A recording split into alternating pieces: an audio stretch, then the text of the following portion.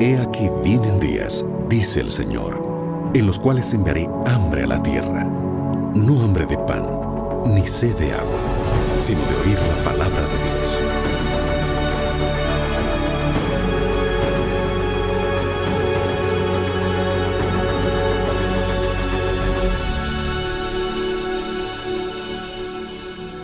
Libertad sin límites, con Joel Flores. Para un mundo perturbado, para una sociedad atemorizada, para una familia desintegrada o para una vida angustiada, existe esperanza. La esperanza es Jesús.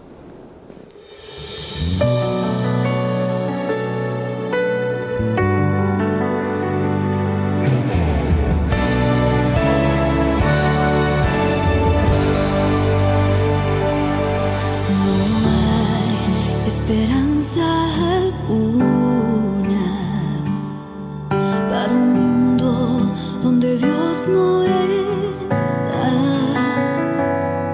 No hay esperanza de amor y de paz, donde el odio deja marca fatal. No hay esperanza de aquellos que no aman a Dios. No hay esperanza de un mundo de paz si el hombre deja a Dios al final. La esperanza es Jesús, Él es nuestro camino. La esperanza es Jesús, nuestra luz entre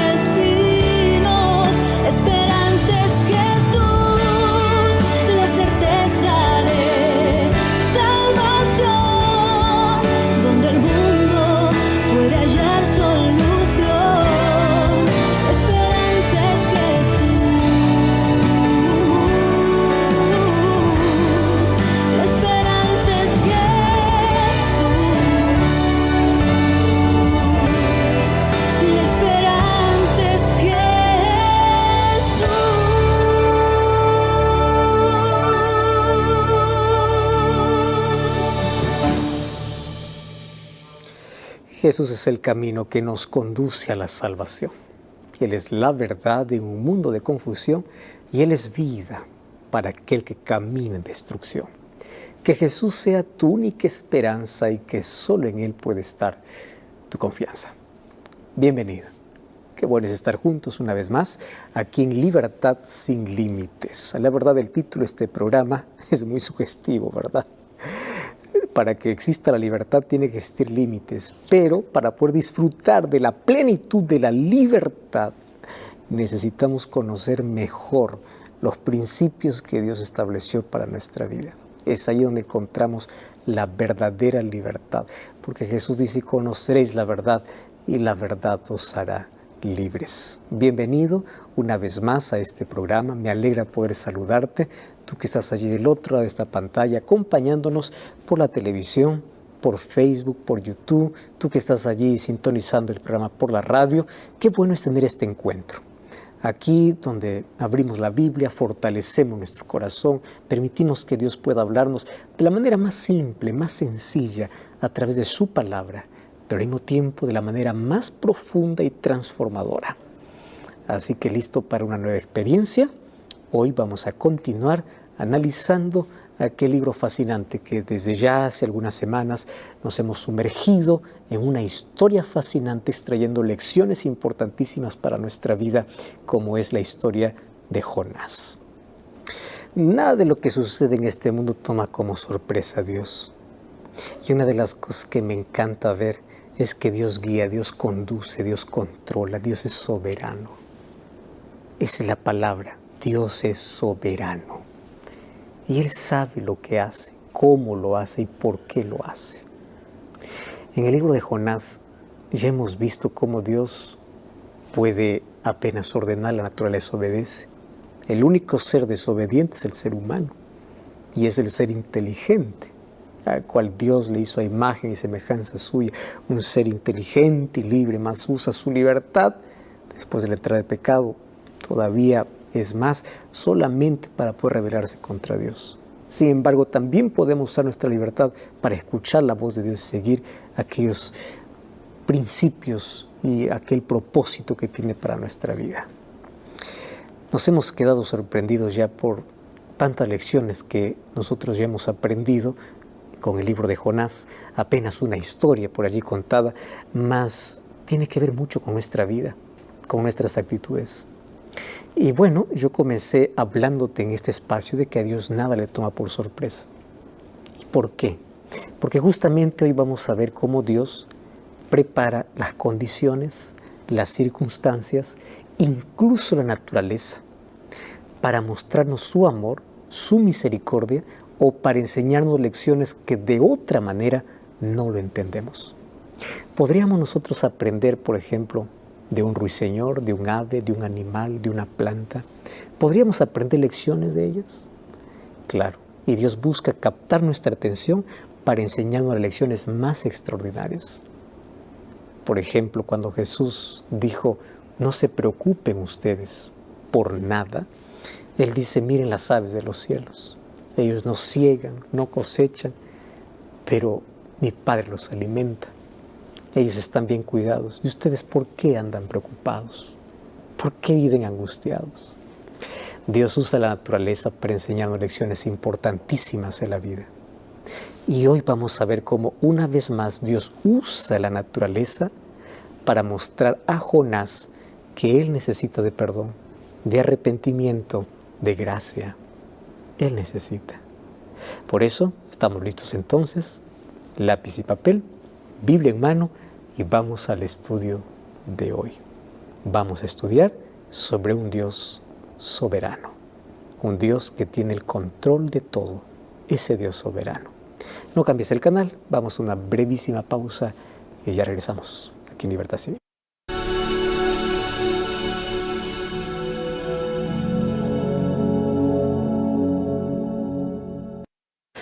Estamos casi llegando al final de este libro y a la verdad el recorrido por cada versículo del libro de Jonás nos ha servido de lecciones o de lección extraordinaria para nuestra vida. El libro de Jonás no se trata de una historia del pasado, se trata de nuestra actitud, se trata de nuestra rebeldía, se trata de la manera como nosotros a veces intentamos huir de Dios o cómo miramos a las personas. Y durante esta trayectoria, este camino que hemos comenzado hace algunas semanas atrás, estudiando este libro, hemos descubierto lecciones importantísimas para nuestra vida. Ya en el capítulo anterior nosotros hablamos de cómo Jonás está muy enojado contra Dios. Y él está enojado por causa de la misericordia de Dios hacia los ninivitas, que para Jonás ellos no merecían la gracia de Dios. Merecían simplemente el castigo y merecían morir. Y claro, Dios también vemos que ante esta actitud le pide de manera simple que él pueda reflexionar, que pueda reconsiderar una vez más sus emociones. Y Jonás 4:4 le va a decir, ¿haces tú bien en enojarte tanto? ¿Qué cosa hace Jonás? Pues ahora, en el versículo 5 del capítulo 4, dice que él sale de la ciudad y él se sienta debajo de una enramada que aquel mismo día él construye, obviamente para protegerse de ese calor terrible del Medio Oriente. Esa sombra lo necesita tanto. Y allí él va a esperar para ver qué va a suceder con Nínive. Y bueno, el diálogo continúa, pero Dios aquí va a mostrar una vez más su soberanía. Dios va a mostrar su poder. Así como lo hemos podido ver en cada capítulo de este libro. Nosotros ya vimos desde el capítulo 1 Dios mostrando su poder. Jonás, por ejemplo, capítulo 4, versículo 6 hasta el versículo 8 va a ser el texto de base de hoy, pero vamos a hacer un recorrido muy breve, y claro que es corto, porque del 1 al 4, en esos 4 capítulos, vamos a ver siempre la soberanía de Dios, la mano de Dios conduciendo todo. Y Jonás 4, 6 al 8 dice así: preparó Jehová Dios una calabacera. ¿Recuerdas que esta palabra preparó va a aparecer varias veces en el libro de Jonás? prepara una tormenta, prepara un pez, ahora prepara una calabacera, la cual creció sobre Jonás para que hiciese sombra sobre su cabeza y le librase de su malestar.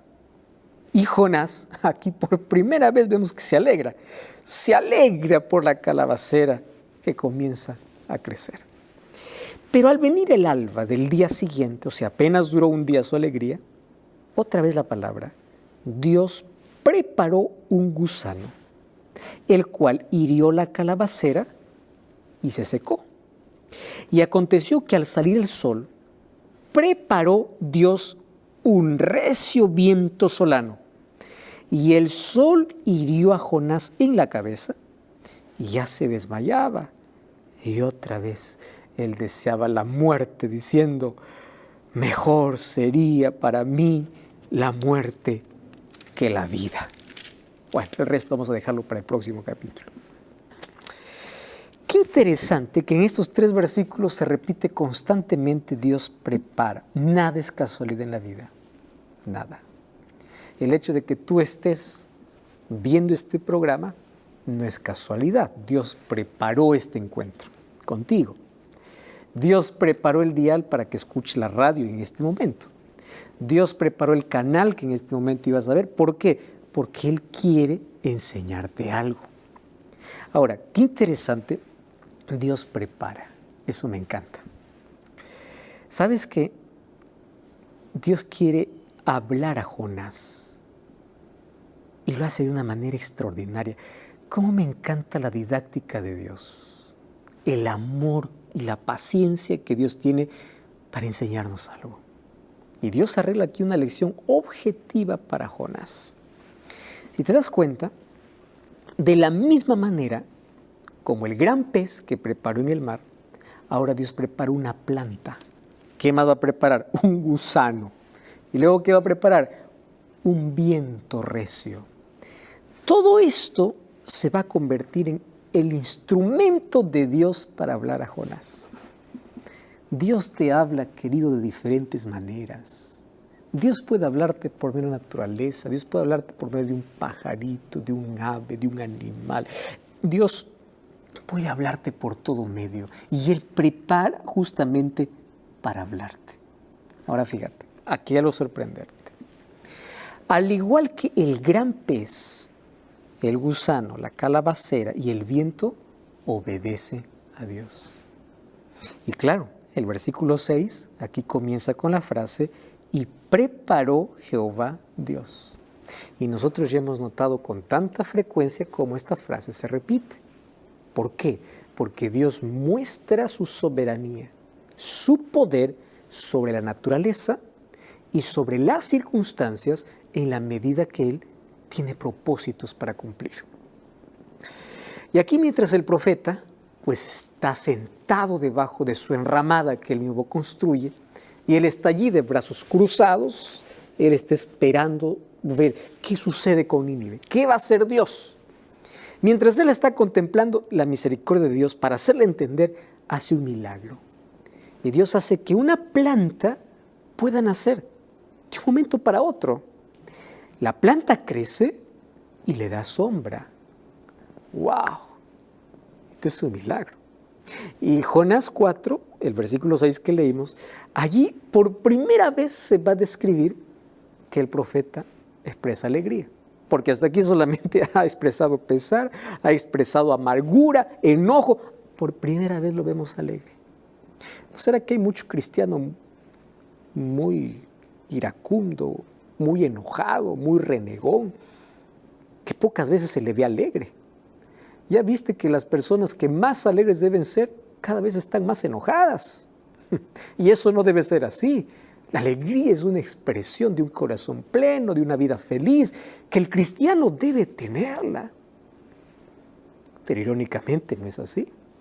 Ahora fíjate, hablando de ironías, irónicamente, aquí Jonás está feliz por una planta.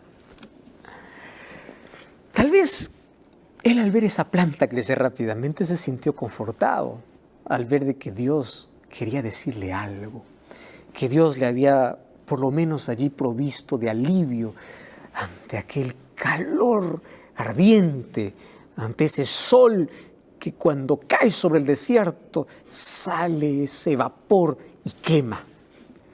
Entonces aquí el foco del profeta se fija en su propio bienestar. Él no se alegra por el bienestar de Nínive, él se alegra por su propio bienestar, el grado de egoísmo, ¿verdad? Él no está feliz porque Dios ha perdonado a Nínive, él está feliz porque tiene sombra. ¿No será que nos parecemos mucho a Jonás? Y claro, la planta crece pero no dura mucho. ¿Por qué? Porque al venir el alba, o sea, muy tempranito, al día siguiente, otra vez aparece Dios preparando un gusano para poder herir la calabacera y secar esa planta. Dios, el mismo que había preparado la planta un día antes, es el mismo que prepara un pequeño gusano para destruir esa planta. Soberanía de Dios, Él sabe por qué hace las cosas. Así que muy temprano ve que la planta se marchita y se muere. ¿Cómo se queda Jonás? Nuevamente allí casi calcinado por el calor, por el sol que en todo su impacto, pues ahora alumbra, ¿no? Y entonces Jonás quiere morir.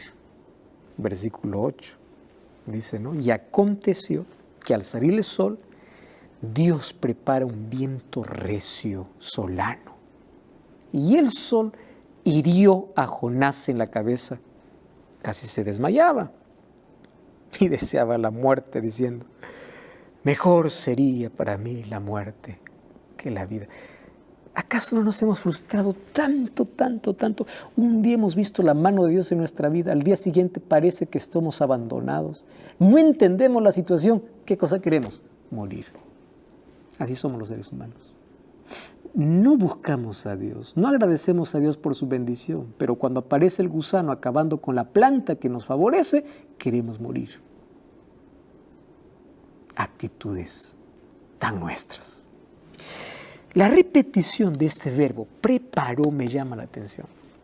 Dios prepara la planta, Dios prepara el gusano, Dios prepara un recio viento solano.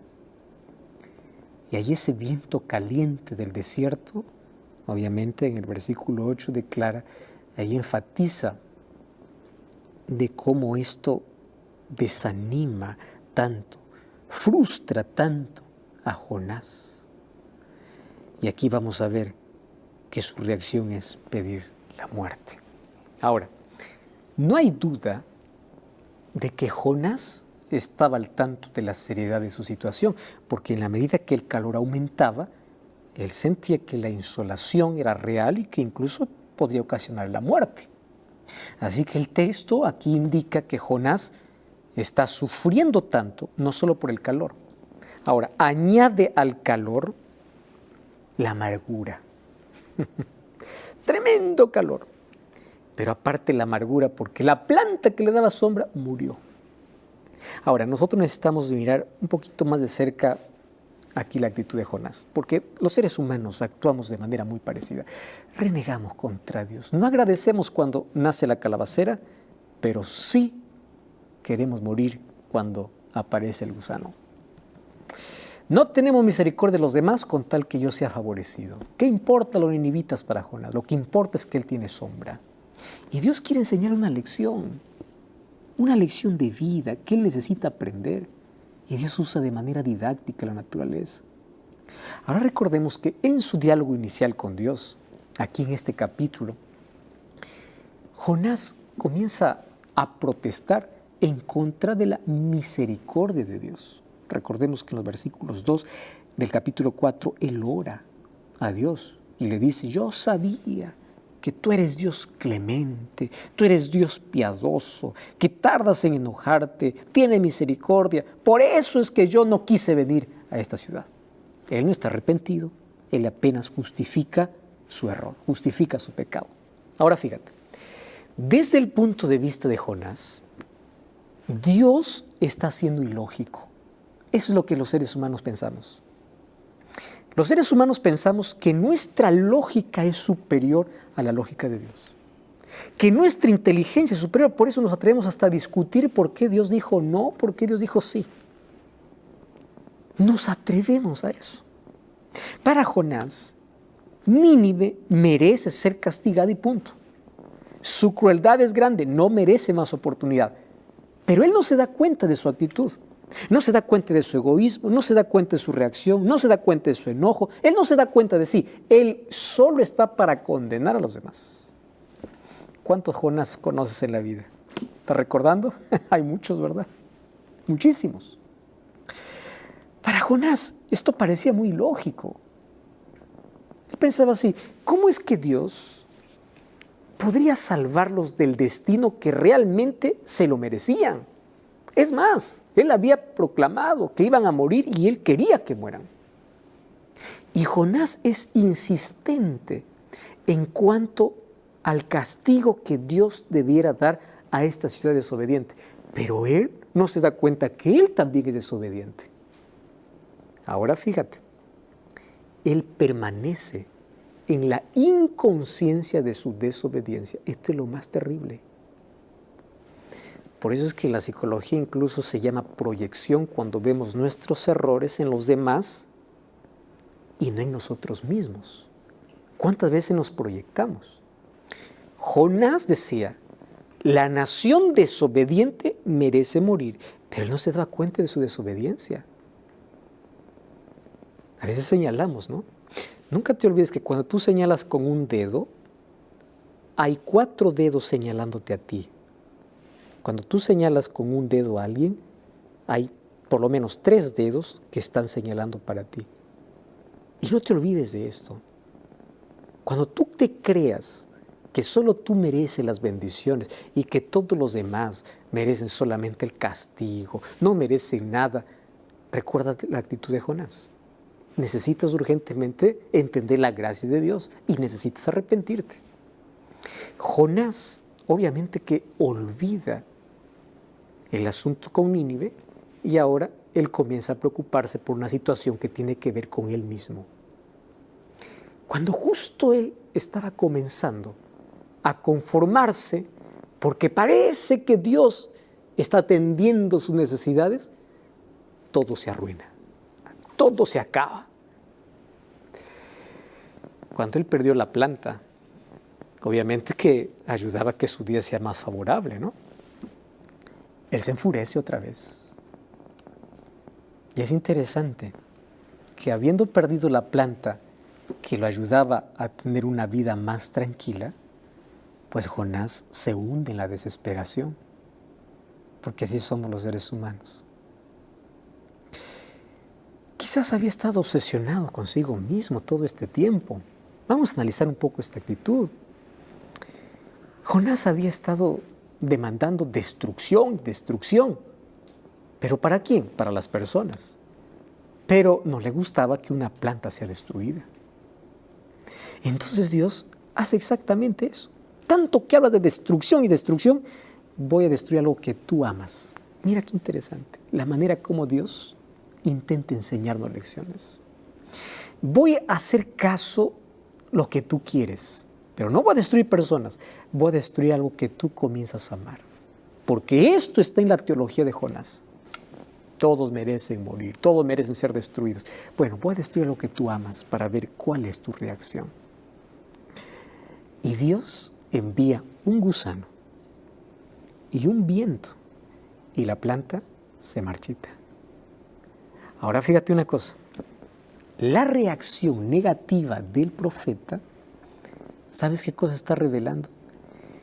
Él está revelando de manera involuntaria que a él le preocupa más la muerte de una planta que le beneficia y no le importa miles de personas que pueden perecer. ¿No te parece que hay gente que solamente se preocupa en qué cosa le beneficia? Para Jonás, esta planta me interesa porque me da sombra. Es algo que me beneficia. Esta sí me importa. ¿Qué me importan los demás? Ahora, por eso es que vemos que Jonás está lleno de resentimiento. Y por segunda vez, él desea la muerte. Él dice así, mejor sería para mí la muerte que la vida, dice la parte final del versículo 8. Esta es una declaración de su deseo de morir. Y esta es la segunda vez que él repite. Y la sucesiva declaración de este deseo implica un profundo problema que él tiene en su mente. Y Dios necesita curar. Y es de este el que Dios está tratando de curarlo. Sabes que en sus últimas palabras, Jonás continúa como estaba al comienzo. Igualito. La actitud no ha cambiado. Han pasado muchas circunstancias, ha visto muchos milagros, pero su corazón aún no ha cambiado. Él sigue oponiéndose a Dios. Pero ¿sabes qué es importante de este libro? Es que Jonás no tiene la última palabra. Dios nuevamente le hace una pregunta. Me encanta la manera como Dios hace preguntas. Las preguntas anteriores, ¿cuál era? ¿Haces tú bien en enojarte tanto? Ahora en el versículo 9, otra vez Dios le pregunta y le dice, ¿tanto te enojas por la calabacera? ¿Por qué tanto enojo? Es la segunda vez que Dios le pide, hijo, analiza tu actitud, analiza tu enojo. Y cada vez que Jonás dice, quiero morir, Dios viene con amor y dice, hijo, te invito a reflexionar sobre tu actitud negativa. El problema no son las circunstancias, el problema no es el árbol, el problema no es el sol, el problema no es el gusano, el problema es tu corazón. ¿Por qué? Y Dios aquí le llama la atención, porque aquí el profeta, el Hijo de Dios, insiste en enojarse rápidamente por todo lo que le pasa, hasta porque Dios perdona a los ninivitas. ¿Habrá tanta gente hoy así? Dios puede curarte. Es interesante cómo Dios aquí usa esta ilustración real, no solo para llamar la atención, sino para mostrarle cuánto Él ama. Y aquí el verbo perecer, que va a mencionarse en el versículo 10, ya fue usado anteriormente en otras circunstancias. Por ejemplo, en Jonás capítulo 1, versículo 6, dice que cuando el capitán y los marineros expresaron su angustia, ellos tenían miedo perecer. Este verbo va a aparecer nuevamente cuando el rey de Nínive, él da un decreto para toda su nación, porque ellos no quieren perecer. Toda esta gente temía a la muerte, temía perecer. Mas Jonás quiere perecer. Qué ilógico, ¿verdad? Todos los paganos temen perecer y aquí el creyente quiere perecer. Mátame, Señor. Mejor la muerte que la vida. Todos los marineros se aferraban a la vida, el capitán se aferraba a la vida, el rey se aferra a la vida, los ninivitas se aferran a la vida y el profeta quiere morir. ¿Cómo es posible esto? Ahora, ¿cómo es posible que Jonás se preocupe tanto por una planta y no por personas? Y Dios hace una y otra comparación entre Jonás, la actitud de Jonás, y cuál es la actitud de Dios. Mira lo que dice el versículo 10. Y Jehová dijo así: tuviste tú lástima de la calabacera, el cual tú no trabajaste, tú no la hiciste crecer, que en un espacio de una noche nació y en espacio de otra noche pereció. Y el versículo 11, ¿no tendré yo piedad de Nínive, aquella grande ciudad donde hay más de 120,000 personas que no saben discernir entre su mano derecha y su mano izquierda y muchos animales? Es impresionante la manera como termina el libro y ahí acaba. ¿Qué cosa es lo que pasó después? La Biblia no me menciona más. Pero Dios termina con una pregunta, ilustrándole de manera vívida. ¿Cómo es posible que tú tengas lástima de una planta, que tú no hiciste nada, Y tú no pienses de que yo tengo lástima o no tengo amor por tantas personas que ni siquiera saben cuál es su mano derecha y su izquierda, porque el pecado abundó tanto en ellos. ¿Qué comparación entre nuestro amor y el amor de Dios? Nuestro amor egoísta, ensimismado, y el amor de Dios. Y Dios espera que esta pregunta pueda motivar para que el profeta pueda pensar de manera diferente.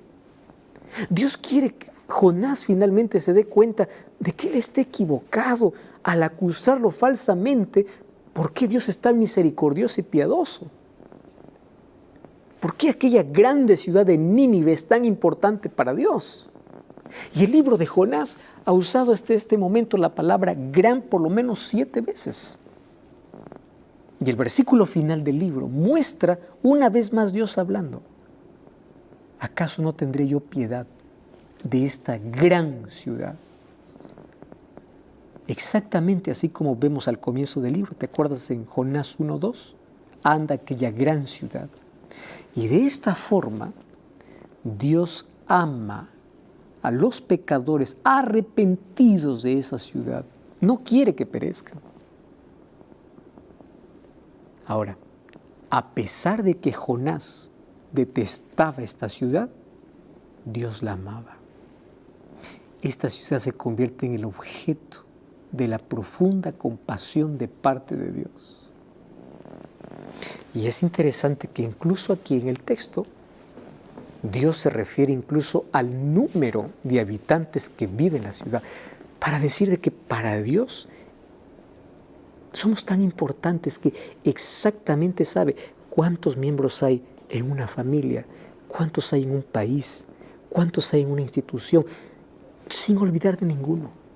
Él sabe la realidad de cada uno y Él dice que Nínive tiene una población de 120,000. Claro, una población de 120,000 pues es extraordinariamente alta para una ciudad de ese tiempo, ¿correcto? Para hoy, nosotros puede ser un pequeño número, para ese tiempo era una grande ciudad. Por eso es que Dios incluso lo enfatiza en como una gran ciudad.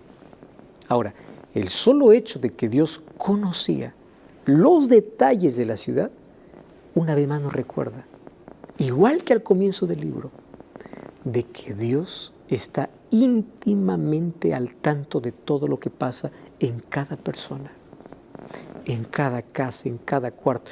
Dios ve la violencia que tú sufres en tu hogar, Dios ve tu desempleo, Dios ve tus lágrimas. Tú no eres un número estadístico, tú no eres un número más. Dios te ama y Dios sabe. Sabes que a través de las Escrituras Dios va a insistir justamente en que su amor es por toda su creación.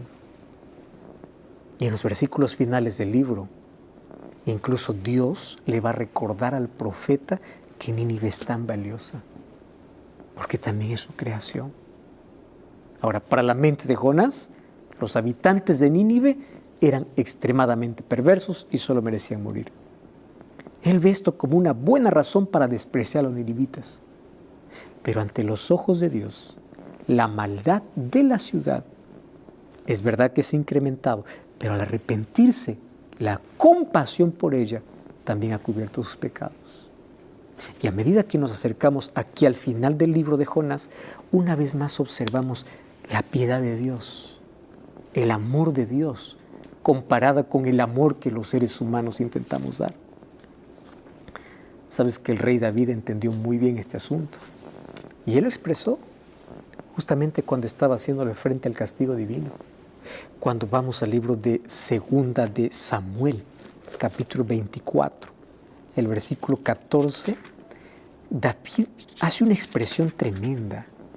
Él dice así: caigamos ahora en manos de Jehová, porque sus misericordias son muchas, mas yo no caiga en manos de hombres. ¿Sabe lo que está diciendo aquí David?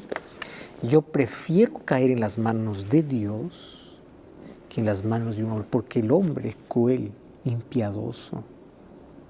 Jonás capítulo 4, el versículo 11, aquí, ¿qué cosa dice Dios? No tendré yo piedad de Nínive, aquella gran ciudad donde hay más de 100,000 personas que no saben discernir entre su mano derecha y su mano izquierda y muchos animales? Dios ni siquiera sugiere que los ninivitas hayan profesado un arrepentimiento genuino, aunque hay evidencias de eso. Él menciona de que Él siente compasión. Y esto a mí me llama mucho la atención. Dios ama tanto a su creación.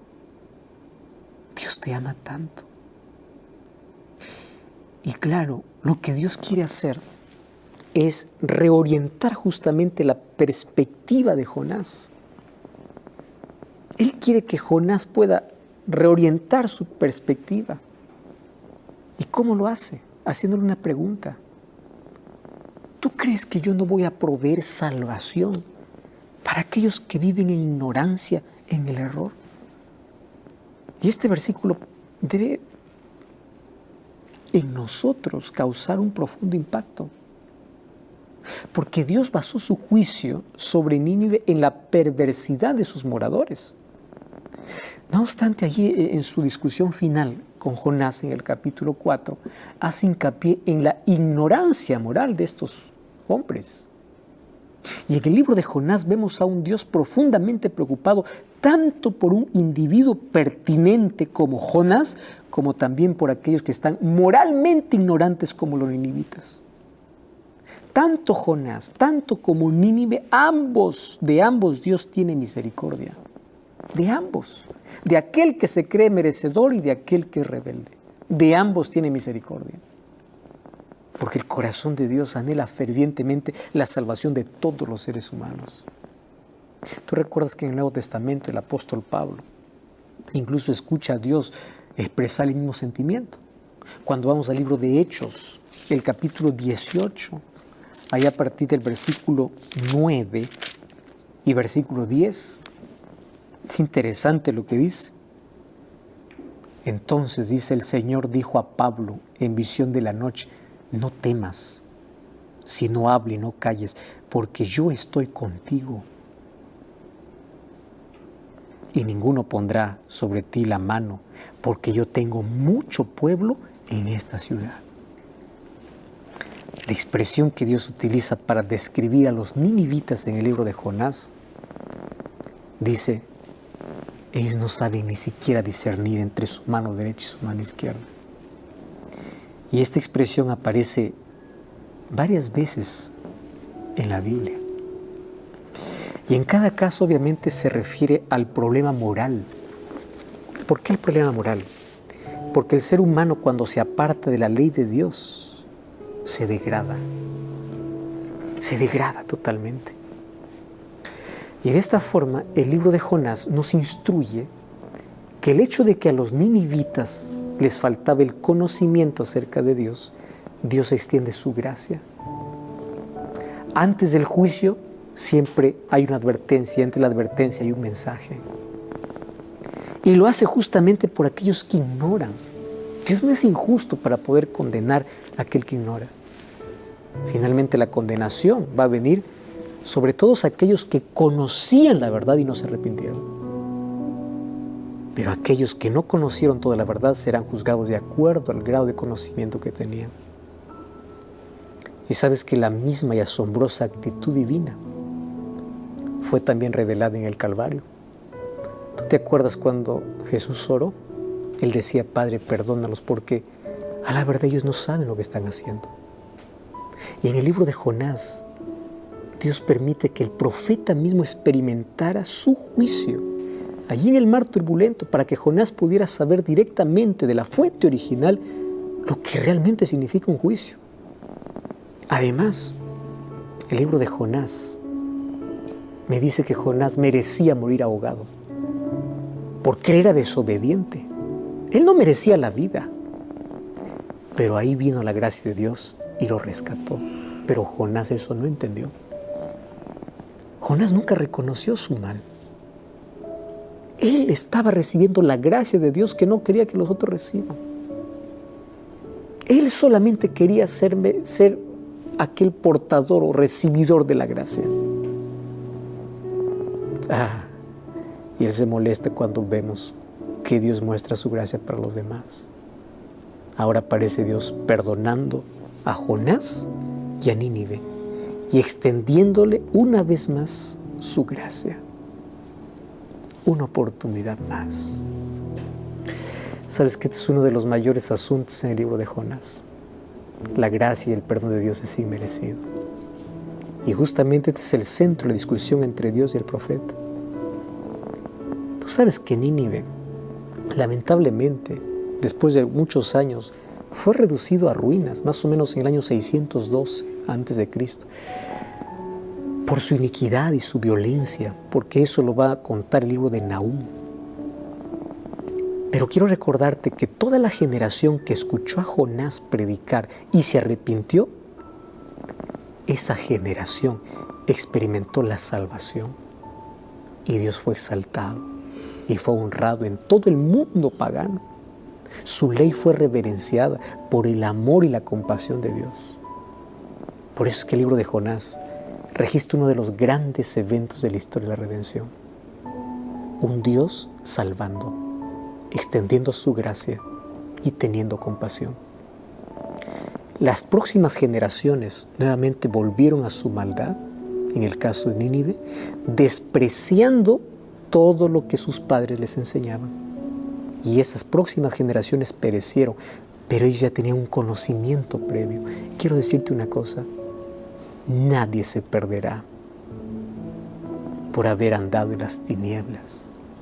La gente se perderá por haber conocido la luz y conociendo la luz, haber amado las tinieblas.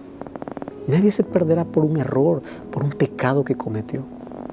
La gente se perderá porque en su pecado no permitió que Cristo lo rescatase. Hoy quiero que tú puedas reflexionar en la compasión de Dios. Dios te ha librado de la muerte. Dios te ha dado vida porque tiene un propósito para ti. Un día más de vida es una oportunidad para rendirse a Cristo. Un día más de vida es una oportunidad para decir, Señor, yo quiero caminar bajo el propósito que tienes para mi vida. No sigas huyendo de Dios. No sigas rebelándote contra ese Dios que tanto te ama. Dios se compadece y Dios quiere transformarte. Y así como perdonó a Nínive, quiere perdonar tus pecados. Por eso hoy la luz llegó a tu vida. La pregunta es, ¿continuarás en la oscuridad despreciando la luz? Mi esposa va a cantar una linda música. Y mientras ella canta, recapacita dónde estás y pide que el Señor pueda producir en tu corazón un arrepentimiento sincero y verdadero para que a partir de hoy puedas ser una nueva persona en Cristo Jesús. Mientras ella canta, estaré orando por ti.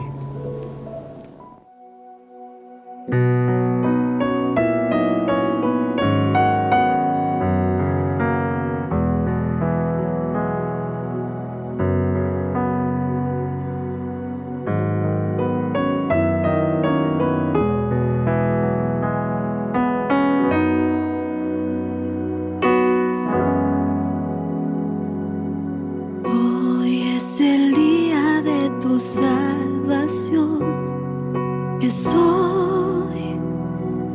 Es hoy, sin vacilar, ruega en oración. Hoy,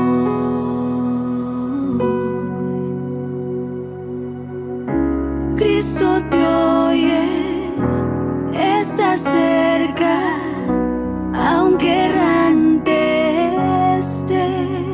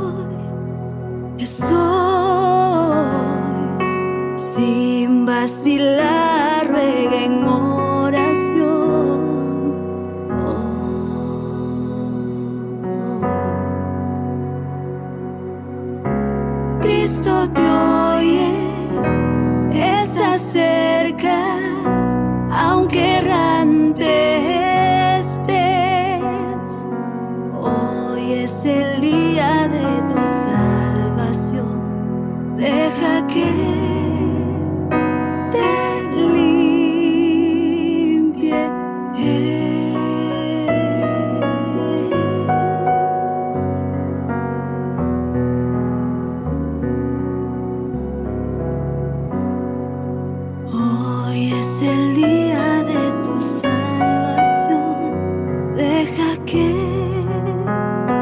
te limpie.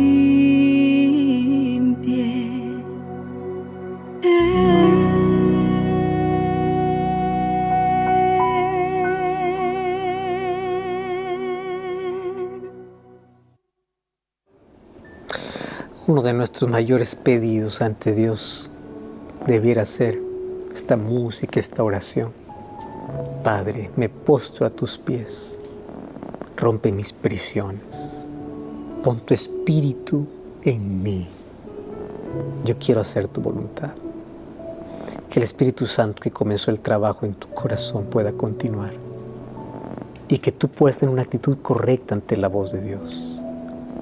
Deja de postergar y deja de andar huyendo de Dios. No vale la pena. No vale la pena vivir una vida sin propósito y sin sentido. No vale la pena despreciar la misericordia y la compasión de Dios. Porque un día, cuando sus juicios se ejecuten, nadie será inocente. Las personas que recibirán el castigo no será porque Dios no les dio oportunidad, será porque siempre esto lo rechazaron. Mas hoy es un buen momento para comenzar de nuevo. Hoy es un momento para cambiar de dirección en nuestra vida. Hoy es un momento para poder ir a la presencia de Dios y recibir su perdón. Hoy es el momento para comenzar una vida nueva. ¿Tú estás dispuesto a aceptar a Cristo? ¿Quieres que Cristo pueda entrar en tu corazón? ¿Quieres recibir su perdón y su gracia? ¿Quieres ser transformado? No te pregunto si puedes, apenas si quieres. Y si tú quieres, acércate un poco más.